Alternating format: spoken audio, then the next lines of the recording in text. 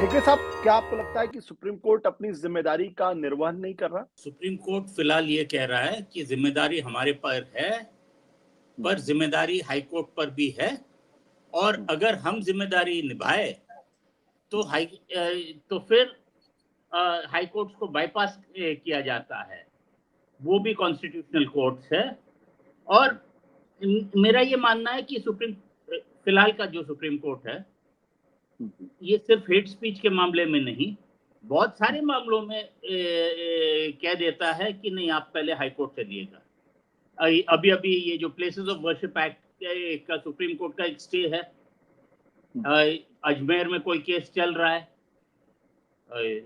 बावजूद ये है कि स्टे, तो सुप्रीम कोर्ट ने आज कह दिया नहीं नहीं नहीं नहीं, इसका भी तो अपील है ना हाई कोर्ट में, आप पहले हाई कोर्ट होते हुए आइएगा। अगर आप सुप्रीम कोर्ट के जजों से पूछे तो वो कहते हैं नहीं, हमारा सिस्टम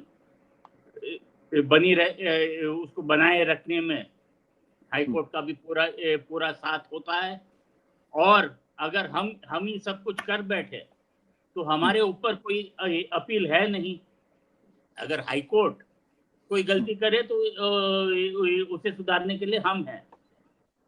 हम अगर फर्स्ट इंस्टेंस में कोई केस ले ले और अगर हमसे गलती हो जाए तो करेक्शन के लिए का कोई उपाय नहीं है। ये सारे आर्गुमेंट्स होते हैं, पर ये भी देख लीजिएगा कि सुप्रीम कोर्ट बहुत सारे केसेस में संज्ञान लेता है या एंटरटेन कर लेता है।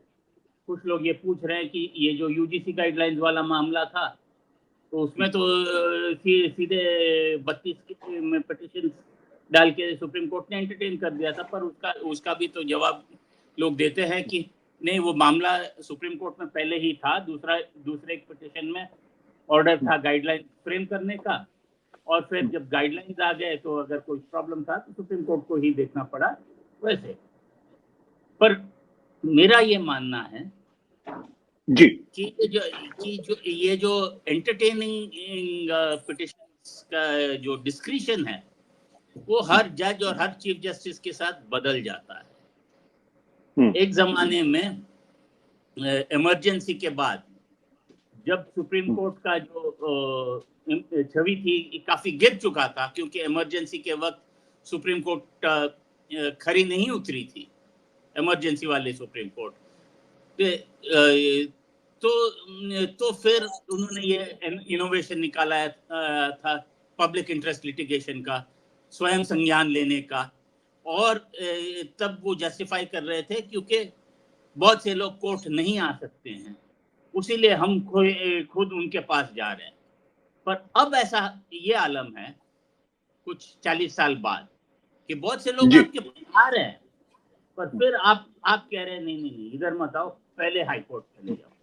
मैंने आज इसके बारे में ट्रिब्यून न्यूज़पेपर में लिखा है जी। और शुरुआत एक कहानी से, यानी पिछले साल की एक कहानी थी या एक मीम थी, जब जमुना जी में बाढ़ आ गया था और सुप्रीम कोर्ट के गेट तक भी पानी आ गया था, तो लोग कहने लगे नहीं नहीं नहीं, पहले इधर नहीं, हाई कोर्ट होते हुए आ जाइएगा।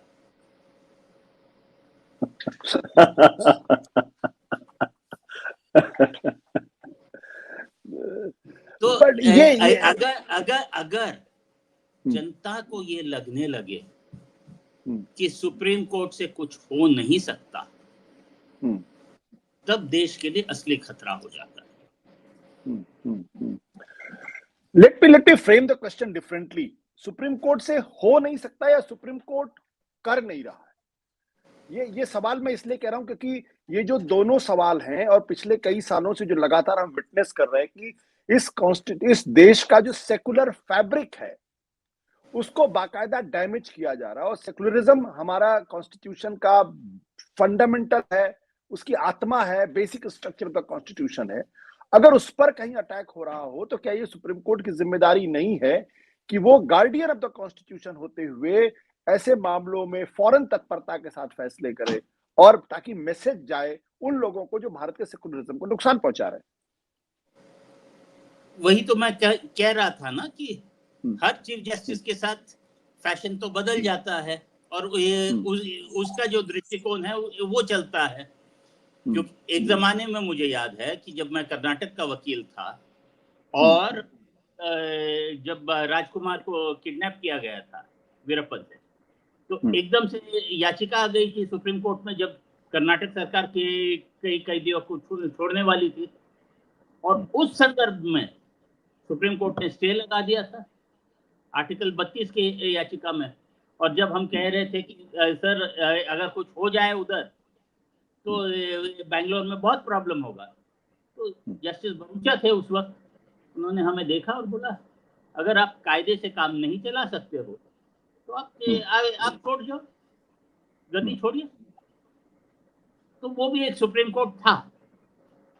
आजकल ये आलम है कि आपके जस्टिस अंसारी के ही स्टेट के जो चीफ जस्टिस बने थे गोगोई साहब, तो जब 32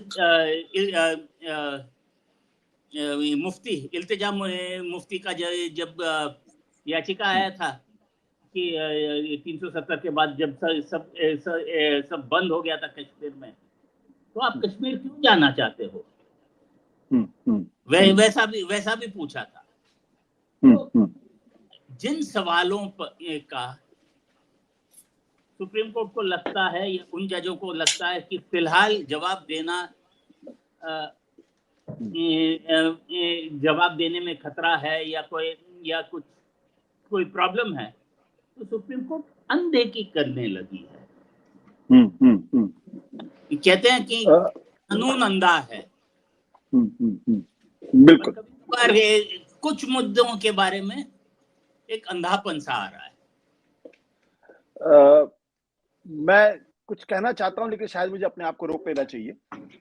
हेगड़े साहब, मुझे मालूम है कि आपका गला बहुत खराब है और आप शाम को डॉक्टर के पास गए थे। अगर आपको इजाजत हो तो एक सवाल मैं और आपसे पूछ लूं, फिर उसके बाद अगर आप जाना चाहें तो आप जा सकते हैं।